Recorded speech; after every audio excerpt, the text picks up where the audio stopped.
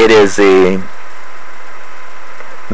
millions of dead and maimed and the raped populations of simple tribal people whom our indiscriminately murderous juggernaut has left in the bloody wake in Iraq, Afghanistan, and Pakistan.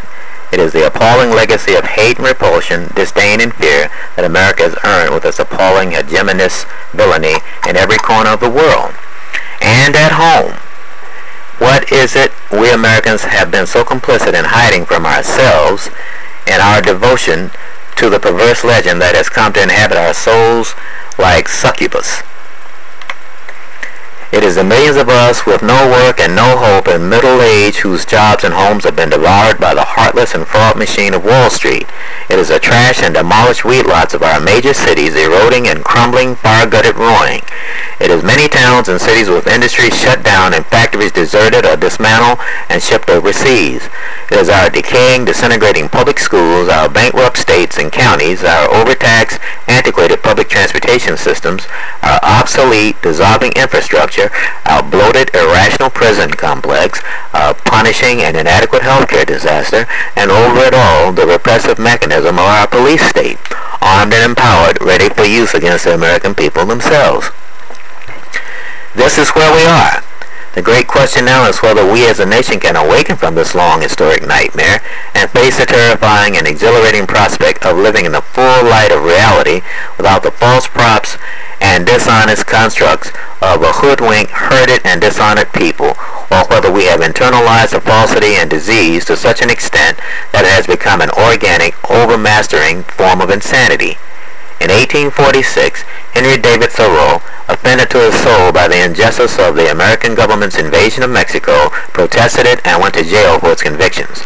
Later, in his essay on civil disobedience, he said this: "If injustice is of such a nature that it requires you to be agent of injustice to another, then I say break the law. Let your life be a counter-friction to stop the machine." To attempt to break the hold of the American myth will be a titanic, daunting challenge. To even begin to openly rebel against the might of the national security state will require the courage to face much more than official disapproval and denunciation. Imperial America will not respond to even the most peaceful and orderly protest with anything less than hard police repression, and the level of punishment will rise in relation to the scope and seriousness of the action undertaken. Small protests will have no effect and will be meaningless. Organized mass events, when they occur, will draw the whole fiercely and brutally motivated national security state apparatus down upon themselves. Americans, except in those of our underclass who have felt it, have no experience with violent police or military repression. Those who commit peaceful civil disobedience, a first and innocent tactic of a serious protest, will swiftly find out to their cost how it works. And a national security state that has exercised and eradicated all defensive laws and regulations intended to prevent abuse of the public, whatever the state does is legal. To such a pass have we in America come as a result of our long historic indoctrination in serving our financial elite, our ruling class.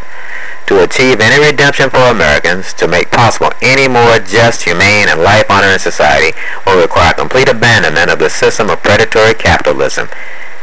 It offers no prospect of reform or improvement, and we all have been witness to the idiocy of the so-called democratic process in action for generations now. America is nearing the greatest crisis point in its history, and the terrific cataclysm, when it happens, will determine the future our country is to have. If we cannot, in dominating numbers, rise to reject the heartless, mindless, soulless machine of imperial predatory capitalism, we will be condemned to a fascistic command and control horror in which human beings are mere possessions of the state, units of production or service, and then perhaps not even that, as excess population in that brave new world may be eliminated. That end is not inevitable. We are not lost. We're not even defeated, because at this moment we have not engaged.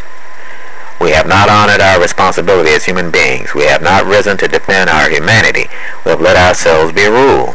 All around the world, the thunder of vast and immeasurable discontent has been heard and felt. In Egypt and Spain, Jordan and Greece, Iraq and Sudan, Afghanistan and Ireland, Latin America, the Far East, and Africa, the legitimate anger of humanity is expressing itself against the dead and killing hand of predatory capitalism and its agencies of violence. And here, in America, so long trapped and encapsulated, frozen like a fly in amber, in a false religion of state idolatry, the anger is deep, widespread, and growing. It is up to those who know and care to lead. As Thomas Paine said, these are the times that try men's souls. Nothing is guaranteed us. That can't matter. We cannot be concerned with odds or outcomes. We cannot let the machine of injustice grind on. We must oppose it with all the moral force we own. We must act with quiet courage to confront a vicious, tyrannical system that is destroying the earth, its life, and people. We must put our lives on the line to oppose it. The nightmare machine of rapacious exploitation has overthrown humanity's decency and reason, and its bloody, inhuman treason flourishes over us. This must be ended. Let your life be a friction now to stop the machine.